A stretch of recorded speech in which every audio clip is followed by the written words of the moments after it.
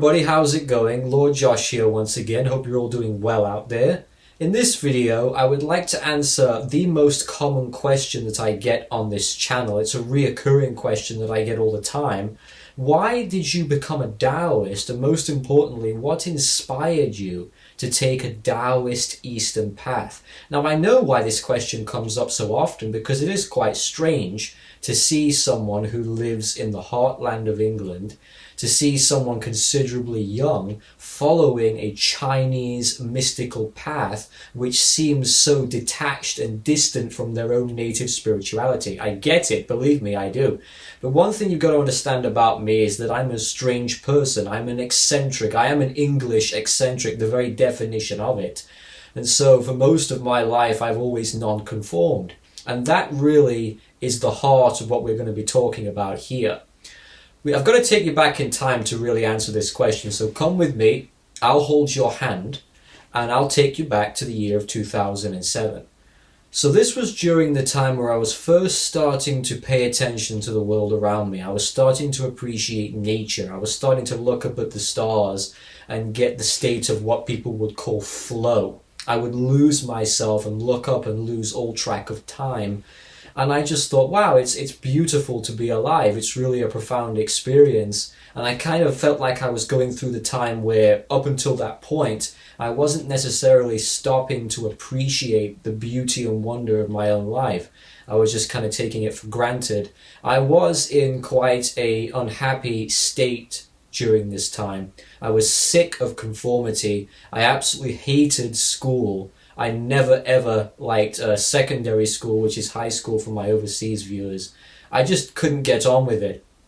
It wasn't bullying, there was no bullying. It was just a state of conformity. And some people are not cut out for that kind of thing. They can't fit in. They can't just say, oh, I'll throw away my personality and I'll just become like everyone else, become like a drone. I couldn't do it and I still can't do it today. But back then, you suppress things, you put your head down, you get on with your work, and you just hope that you can get out of school without being stressed and unhappy. And I remember having these dizzy spells. And when I say dizzy spells, I mean I felt really unbalanced. I felt really exterior to myself. I felt detached from being human at times. And I remember walking around feeling like I was in a dream. What people would probably call today a mild form of OBE, out-of-body experience. And I just felt like I was always walking through syrup. And it was kind of weird. For about 3 or 4 weeks this was going on, and it was getting worse to the point where I couldn't really walk very far without having to sit down and catch my breath. So naturally, the first thing that you think of is that you are sick. You're unhealthy in some way. So I was about 11 or 12 years old at this point. So my parents took me to the doctor to be tested, blood tests, heart examination, ECG, everything that you can do was done. And nothing came back. I was healthy, I was fit.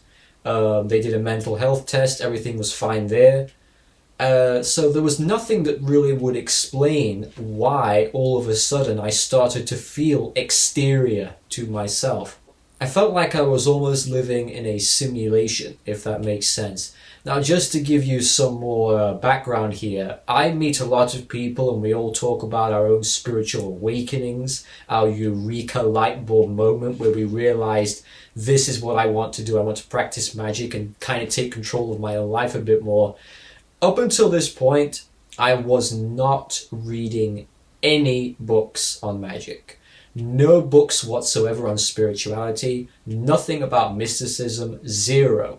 So you can't say, well, it's because you were dabbling in the occult, you invited some sort of entity in, and that entity is now wreaking havoc on your life. That's impossible because I didn't practice a single spell. If you would have come to me back then and said to me, Lord Josh, what is occultism? I wouldn't have been able to answer that question. I wouldn't have even known. So it definitely wasn't a result of me dabbling and being careless with magic. It all came to a head. One day I was on my way to school. I went into the assembly hall And I remember going to sit down. I sat down, we all sat on the floor, massive assembly hall, lots of people in there. I was right in the middle of the hall. And I started to feel really, really sick, nauseous, dizzy, faint, sweaty. And I remember my heart was just soaring. It was beating uncontrollably fast. And it was frightening to me because I thought, oh my God, my heartbeat has never gone this fast before. What is going on here? Now, I tried to remember in my mind. I've had all these tests done, these physical health tests. Nothing has come back.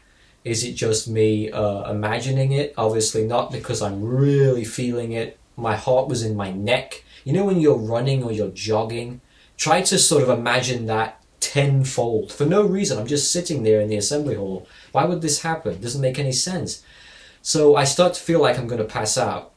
And one of the worst things you can ever do when you feel like you're going to pass out is to get up and try and leave the room. Especially when you're in an assembly hall where you've got to navigate around the hundreds of people that are around you to get out of the door. So I'm getting up and I must have looked like a drunk because I was stumbling around, falling around. And eventually I almost got near the exit and I completely blacked out. I just passed out, hit the floor. I don't actually remember passing out, but I remember the feelings of absolute terrible nausea and dizziness just before I did. So I completely black out. Now this is what I do remember, and this experience completely changed my life. This was the real first domino that created the domino effect. As I was out, I heard this voice, and it said to me, "You need to listen to me. My name is Lamat, and I am a Mayan hieroglyph. And I want to speak to you about the Mayan mythology." And I'm kind of in this limbo-like state, whereas I'm able to hear this entity talking to me. I'm able to make out shapes and shadows and colors. I can't see anything, any definition of anything, but I can see shapes and outlines. And I remember thinking, but hang on a second, I look down and I've got no physical form. I've got no body whatsoever. I'm just existing in this ethereal state. And I remember feeling like I had no beginning and no end. And it was this feeling of bliss. I felt like I had escaped my body for a split second and was able to experience reality, like I said, from an exterior perspective. Now, when I looked down, I couldn't see my body. I was completely mentally transported to a different plane altogether, where it was just a sea of energy. It was just, there was nothing that I could particularly make out, but it was all of these colors and all of these forms and weird rectangular shapes, sort of like an acid trip, I would imagine. Kind of like my intros. When you watch my intros, it's kind of like that, all the colors and whatnot. I remember thinking, like, what is this? What is happening to me? And this voice was saying to me, you have to start looking into the number 4. And I'm thinking, the number 4? And it's telling me the number 4 is the divine number. This is the code of reality. This is what makes everything tick. And the voice said to me, here's some specifics. The 4 chambers of the human heart, the 4 blood types, the 4 personality types, the 4 legs of most mammals, the 4 wings of most insects, the 4 Western earthly elements, the 4 Western earthly directions. And it was going through all of these things that related to the number 4, whilst I was experiencing reality from a very different perspective for the very first time. And I was taking all of this on, and it was so overwhelming, but at the same time, you always know truth when you hear it, I think, most of the time. And this, to me, felt like the most honest, I wouldn't even call it a conversation because I wasn't responding to it, but the most honest knowledge that had ever been passed down to me up until that point in my life. And it was going through things about the Lamat star, which is, as you know, if you've been watching my videos, the Lamat star is the Mayan zodiac and the hieroglyph that represents maize, seed, ripe, new beginnings, the southern direction, the color yellow, and the animal rabbit. And it told me all of these correspondences whilst I was in this state. Now, it seemed like I was in this dream world, if you will, for maybe only 40 seconds. I don't know how long I was out, I can't remember, but it didn't seem long at all. After Lamat the Mayan entity had departed or took a back seat, another spirit came through, which was Zhuge Liang, otherwise known as Kong Ming, the brilliant genius strategist of the Three Kingdoms era and the prime minister of the Shu Han state. And he came through to me and he said to me, "You've got to talk about Taoist weather magic. I want you to look into practicing the art of weather magic from a Taoist point of view, and I would like you to become a Taoist. I want you to practice feng shui, the Chinese art of placement." And he's talking to me about the Three Kingdoms era, and he says, "I want you to read this book. It's called Romance of the Three Kingdoms, the historical novel, which I always talk about now on my channel." And he says, "Once you read this, you will then have a better understanding of what to do." And he gave me the exact chapter in this dream. Well, I call it a dream. I don't know what you'd call it. Out-of-body experience, OBE. He said to me, chapter 49 is where you need to look. Now that in and of itself is very incredible. I always say to those who believe that spiritual experiences are mostly psychological, how do you explain that someone who's never read a book ever on weather magic or the Three Kingdoms, how on earth would my own subconscious mind tell me to look at a chapter of a book that I didn't even know existed, and on that chapter was the very information that I needed to learn in order to continue my spiritual journey? So how on earth would I know that?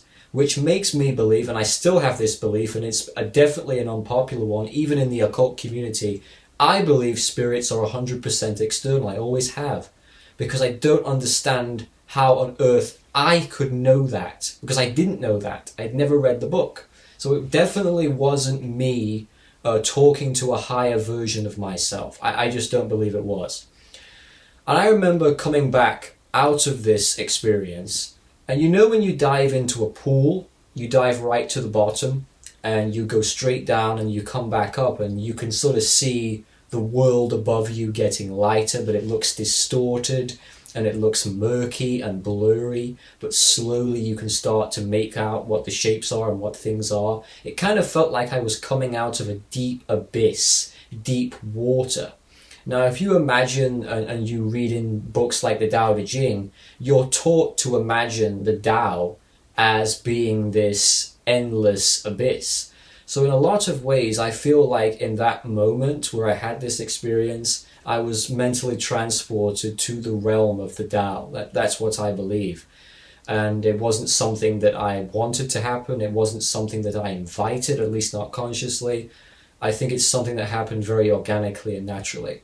So as I'm coming out, I wake up and I still feel pretty terrible physically at this point. Still feeling a bit sick, quite sweaty. But I remember coming out with a very determined mindset. That I kind of felt like I had found my purpose, if you will, my reason to get up in the morning, my reason to do things with a different head on my shoulders.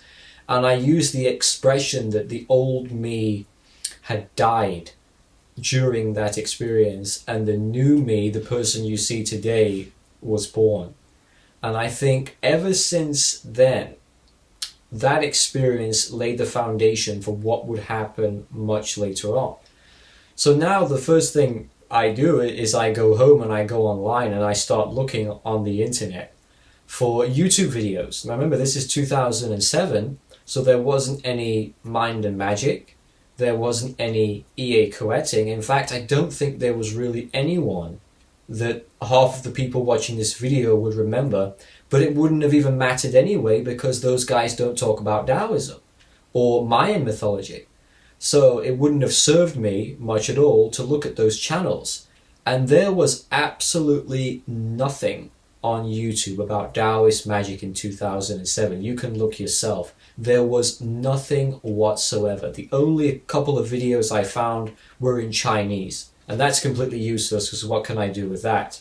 It's also important to mention this, that when Kong Ming appeared to me, quite strange, he spoke Chinese, but I understood what he was saying. How do you make sense of that? Again, it's just one of those things that it's just completely crazy. So I'm researching online, I'm looking through, not finding any videos, not really finding any blogs, but I did happen to come across Professor Jerry Allen Johnson's website, and his book, Taoist Weather Magic and Feng Shui. And it's the best book ever written on weather magic, in my personal opinion. I've always sang the praises of it in every video I've ever made on the subject. But I noticed at the time, it still is today, the book was very pricey. And the shipping is a lot of money as well. And I'm thinking to myself, well, I'm still not convinced if this is real. I'm still not sure if I want to spend a considerable amount of effort, money, and time into pursuing something that could all be fantasy and make-believe. Because like I said, I wasn't someone who was naturally inclined into believing far-fetched things. I was a creative person, I would say, and I guess in and of itself, the imagination is one of the greatest sparks of divinity. I do believe that. But I wasn't someone who sat around really thinking about what would happen after I died, because who really does at that age if you're healthy? So it was one of those things where I was very apprehensive about buying it, and I put it off. Now keep in mind, I think that book was written in 2006, this was 2007, it hadn't been out for very long, and there was no reviews of it. So I was thinking, oh my god, am I going to dive into something here that's not worth my time? So I started to look elsewhere, but it became very apparent that there was nowhere else to look. Nowhere. There was literally nothing to see. So I thought, well, if I want to find out if this is bullshit, the only way I'll know is by getting this one book that's on the topic. So I got it. It took ages for it to arrive. And it came, and I read it, and I opened up the page, very first page, and I immediately thought, oh my god, I don't understand a word that this book has to say. I can't understand a single idea. It's so overwhelming, the information, the giant pages of text that just keep coming at you. One thing about Professor Johnson, he's a fantastic writer and author, but nobody on earth could ever say that those books are for novice practitioners. They are not for novice practitioners whatsoever. They are for the adept. And here I was, a complete 11 or 12-year-old magical novice, someone who didn't necessarily even believe that it was possible, reading something so advanced. It was kind of crazy. And I thought, well, I've got two choices here.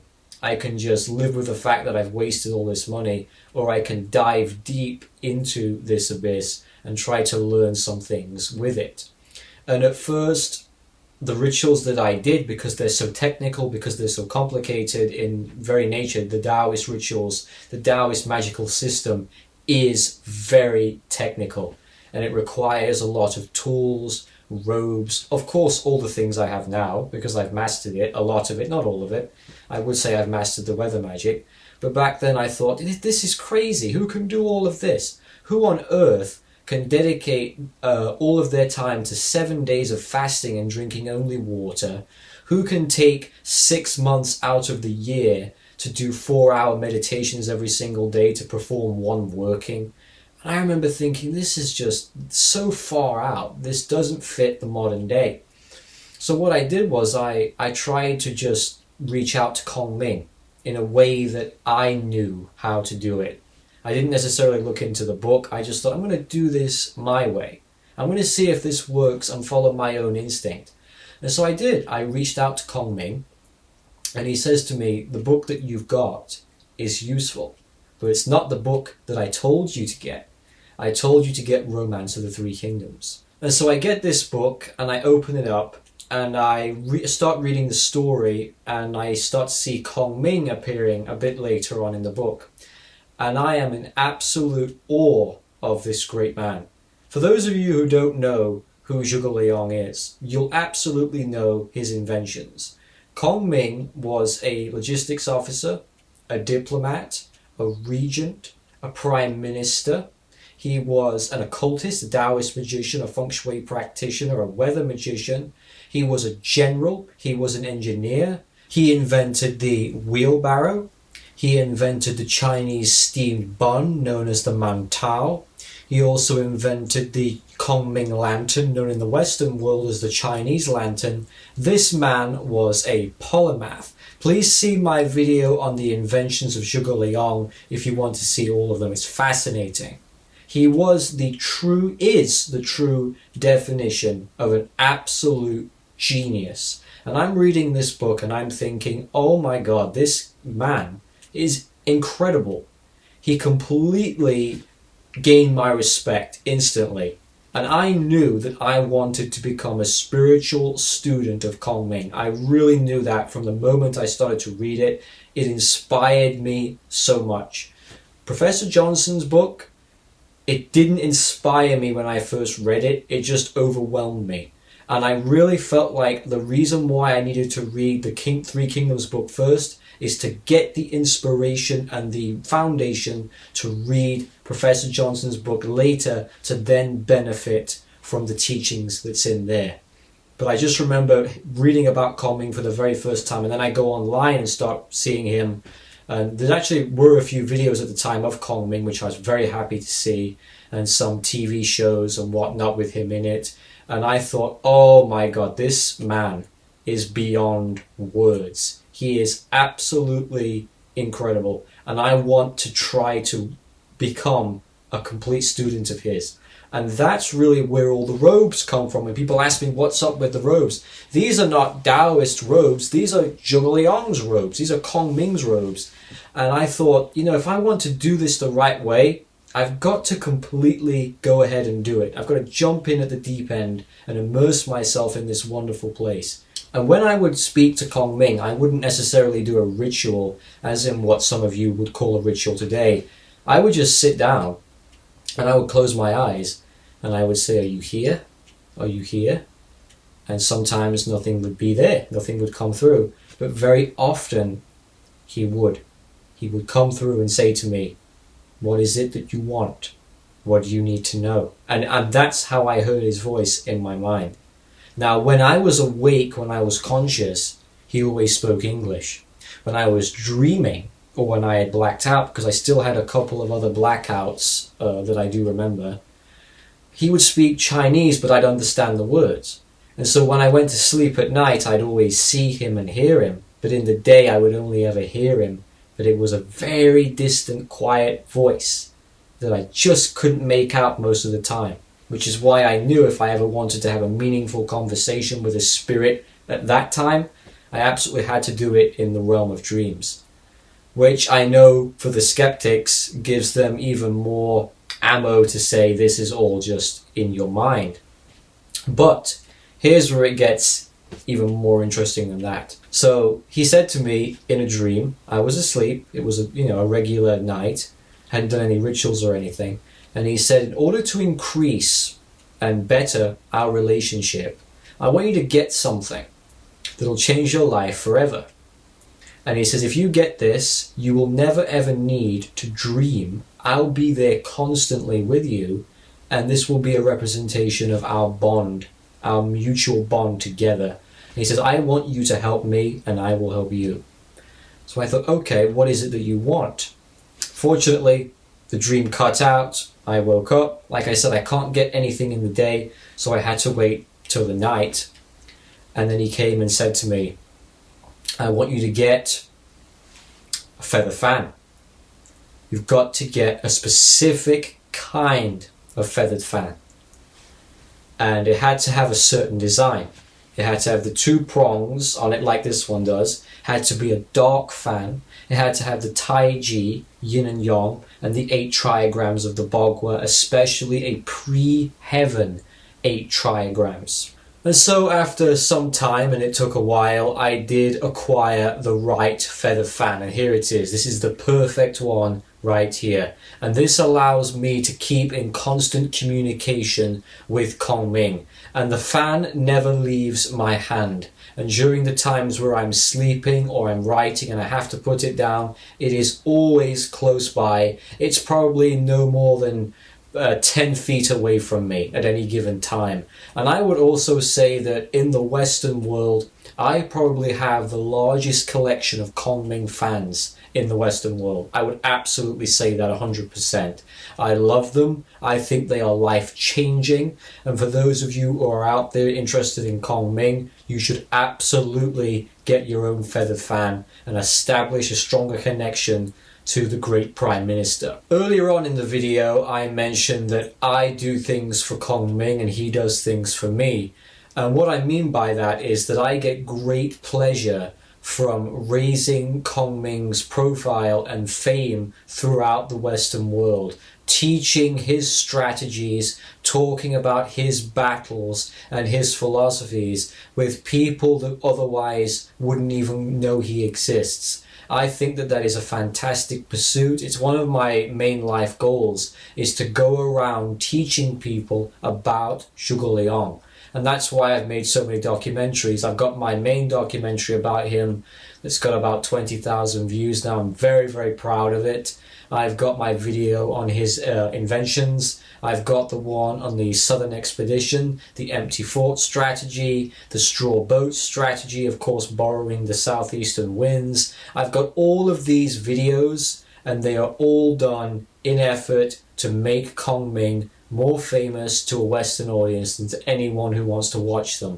A couple of shout outs here that I've got to give to the people that make this possible. There's two people that I'm working closely with all the time to make this happen. The first is my good friend Bless Parko, who you might recognize. She's been in a lot of my YouTube videos. She was in Sorcery of the Seven Stars, my Taoist weather magic documentary. She's been in so many of my productions. And another person, a close friend of mine, named Carlos, who is a Kong Ming student as well. And he is working with me on an operation called Operation Feather Fan, which is a movement to increase Kong Ming's popularity throughout the world. So these two people are working closely with me to make all of this happen. I am not the only one who is reaching out to Kong Ming. I want to stress that right now. There are other people out there, and if you're one of them and I don't know you yet, message me, because I'll get you working on Operation Feather Fan and we can do this together. You're not doing this for me, we're doing this for Kong Ming. So after having such an inspiring introduction to the Three Kingdoms and to Zhuge Liang, I eventually worked my way to chapter 49, which was the chapter that Kong Ming originally told me to go to when I first had my spiritual experience, when I blacked out. So I go to this chapter, and I'm not going to tell the whole story because I've told it so many times on this channel. If you want to find it, you can. Basically, there was a massive, large-scale naval battle during the year of 208-209, called the Battle of the Red Cliffs, or the Battle of Chi Bi. The allied forces of Wu and Shu Han versus the giant forces of Cao Wei, led by Cao Cao. So you had Liu Bei of Shu Han, you had Sun Quan of Wu, and Cao Cao of Wei. And they had a coalition force, Wu and Shu, to take on this much larger force. And Cao Cao boasted an army of 800,000 troops. And Zhou Yu, who was the Grand Commander, he was the Chief Commander of the Wu fleet at that time, he actually estimated that in reality, Cao Cao probably had an army of about 220,000 to 240,000. But the problem was that Shu Han and Wu only had a force of about 50,000 men. So they were drastically outnumbered. They knew that going to war head-on would result in a complete defeat. They had to be cunning and resourceful, and they had to be strategic and creative. And that's what Kong Ming excels at. Now, Kong Ming at the time was over there as a diplomat. He was negotiating an alliance between Wu and Shu Han, and he was successful in doing so. Now, in Romance of the Three Kingdoms, the story goes that Zhou Yu and Kong Ming basically had the same idea. In order to destroy Cao Cao, they had to launch a fire attack on Wei's massive fleet of ships, and they chained the ships together under the facade of preventing the crew from getting seasickness. But this was really a clever ploy so that the flames of the ships would spread to each ship and decimate the entire fleet much quicker. And so Kong Ming and Zhou Yu are planning this. Unfortunately, Zhou Yu thinks he's got everything figured out, but he forgets to consider the direction of the wind. And the story goes that he looks up and he sees his flag blowing in the wind, but it's blowing in the wrong way. During this time of year, it's blowing from the northwest, but in order for the fire attack to be successful, it should be blowing from the southeast. Now, what on earth can you do about this? So Zhou Yu falls ill from worry, he gets sick, and he becomes bedridden for a little while. Kong Ming hears about Zhou Yu's illness, and he goes to see him, and he's still laying in bed, Zhou Yu, courtesy name Gong Jin, by the way. And Kong Ming basically says to him, I know what your problem is, and I can fix it. Now, Zhou Yu at this time cannot believe it because he's not told Kong Ming why he's sick. How on earth does this man know about the direction of the wind? He's in utter disbelief of his talent. He was actually quite jealous of Kong Ming in the novel as well. If you read the novel, you'll see he was very jealous of Kong Ming's talents as a strategist and as a man. So Kong Ming says to him, if you can give me all of these special ingredients and all of these men, I can actually summon a southeastern wind for you. And Zhou Yu leaps out of bed and says, how can we do it? What can we do here? And Kong Ming says to him, you've got to build an altar of the 7 stars and put it on Nanping Hill. Give me a certain number of troops, give me flags and banners, I'll ascend the altar, I'll perform a weather ritual, and I will change the direction of the winds. So Zhou Yu agrees, gives Kong Ming all of the things he's asked for, and then Kong Ming robes himself as a Taoist. He paces the 7 stars, ascends the altar, and performs his lengthy ritual to change the winds, and he successfully uses Taoist weather magic to change the winds from northwest to southeast, and this is the largest naval battle in recorded human history, and it was a success. The Allied forces won the battle.